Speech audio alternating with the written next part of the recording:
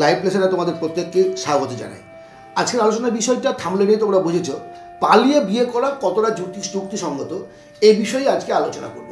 প্রথম প্রশ্নটাই হচ্ছে, কেন বাড়ি থেকে পালিয়ে গিয়ে ছেলে বা মেয়েরা বিয়ে করে?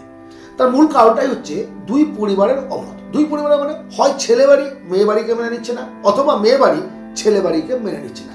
এটা তো মূল কারণ।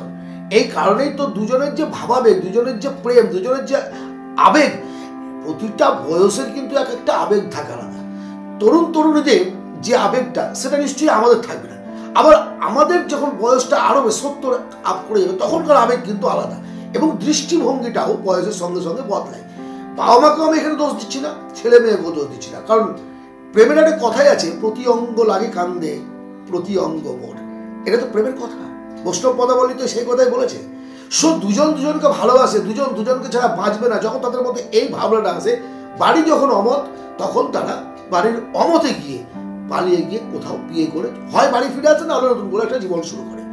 প্রশ্ন হচ্ছে, তাদের যে দৃষ্টিভঙ্গি, তারা যে পালিয়ে গেল, আমরা যেটা বলি কি, ছেলে মেয়ে পালিয়ে গিয়ে বিয়ে করলো, পরিবারকে হাসিয়ে দিল, পরিবারের মুখ হাসালো, সমাজে মুখ দেখাবে কি করে? আরে বাবা, যে ছেলেটা জীবনে একটু শান্তির জন্য তার মনের মতো কোনো একটা সঙ্গীকে বেছে নিয়েছে, তারা বা অশান্তির ভয় কিসে? প্রেম করে বিয়ে করলেই কি সংসারে অশান্তি হয়? কে বলেছে আপনাকে? আপনি উদাহরণ দেখবেন, কত উদাহরণ দেখবেন যে ছেলে মেয়ে প্রেম করে বিয়ে করার পরে অবশ্যই সুখে আছে।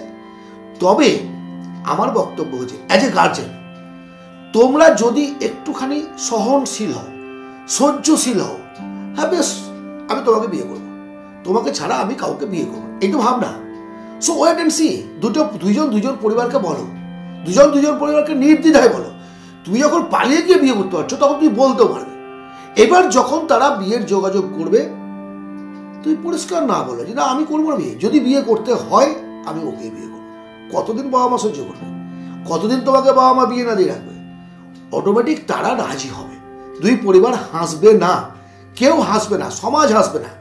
আরে বর্তমান সময়ে এটা আমাদের ইন্ডিয়ান কালচার বা বাঙালি কালচার, বাঙালিদের সবচেয়ে বেশি কালচার। বিয়ে করতে হবে, অনুষ্ঠান করবো, দেখাশোনা করে বিয়ে করলে যে ভেঙে যাবে না, বিয়েটা ডিভোর্স হবে না, কে বলেছে তোমাকে? তুমি দেখবে উদাহরণ দেখবে, অনেক উদাহরণ আছে, অনেক উদাহরণ আছে। এখন কথা হচ্ছে, যখন ছেলে এবং মেয়ে সুখে থাকবে, অ্যাজ এ গার্জেন আপনার কাজ হচ্ছে তাদের বিয়েটাকে মেনে নেওয়া। যদিও পালিয়ে গিয়ে তারা বিয়ে করে থাকে, মেনে নিতে। কারণ আমরা প্রত্যেকে একটা সময়ে বৃদ্ধ হব। আবেগ আলাদা জিনিস, কিন্তু ভাবাবেগটা বয়সের সঙ্গে সঙ্গে পরিবর্তন হয়। একটা ছোট ছেলে, কিশোর, একটা তরুণ, একটা বৃদ্ধ, মাঝবয়সী, প্রত্যেকের দৃষ্টিভঙ্গি, ভাবনা চিন্তা আলাদা, কখনোই সেটা মিলবে না।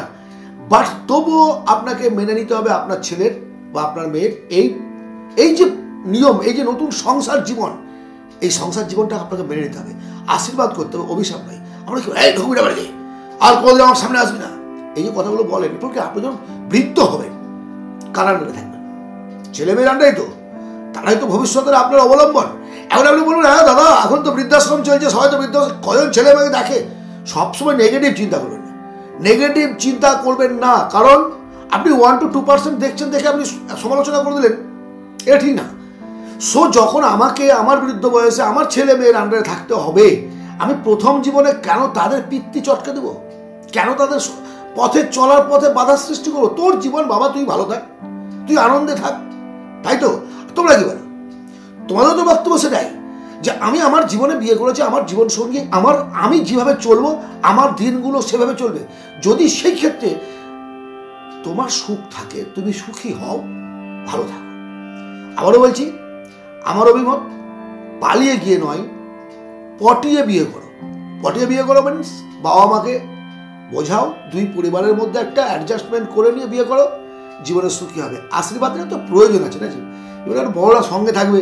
সবার তো ইচ্ছে থাকে আমার ছেলে মানুষ করলাম, আমার মেয়ে মানুষ করলাম, বিয়েতে একটু আনন্দ করবো, আর ফুট করে তোমরা উড়ে পালিয়ে গেলে, এটা কি হচ্ছে? তখন মনের মধ্যে একটা দুঃখ আসে, হতাশা আসে, এটাকে রাগ বলবে না, অভিমান আসে। আর তখনই জেদের বসে তোমার বাবা মারা তোমাদের একটুখানি হয়তো অপমান করে, আর সেটা গায়ে মেখে নিলে, হ্যাঁ সারা জীবন তোমরা আমাকে, সেটা আমার বিয়ে মেনে নাওনি, বউ বলছে আমাকে মেনে নাওনি, এগুলো করবে না। এগুলো আমি বলছি তো, যে আবেগ থাকে, তুমি তার সঙ্গে বাবা মা হবে। ঘুমিয়ে আছে সকল পিতা, সব শিশুরই অন্তরে, এটাই তো জীবন। তুমি আর কি বাবা হবে? এটাই জগতের নিয়ম, তুমিও একদিন মা হবে, এটাই জগতের নিয়ম। আজ এই পর্যন্ত। বিয়ে করো, প্রেম করে আনন্দ করো, তবে পরিবারকে কাঁদিয়ে নয়, এই অনুরোধটা তোমাদের কাছে আমি রাখলাম। ভালো থেকো। এই আলোচনা যদি তোমাদের ভালো লাগে অবশ্যই একটা লাইক, সাবস্ক্রাইব করো। আর কি ধরনের ভিডিও চাও দয়া করে আমাকে জানাবে, তাহলে সেই ধরনের টপিক্সের ওপরে ভিডিও করতে আমার সুবিধা হবে। ভালো থেকো, পরবর্তী ভিডিওতে আবার কথা হবে। ধন্যবাদ।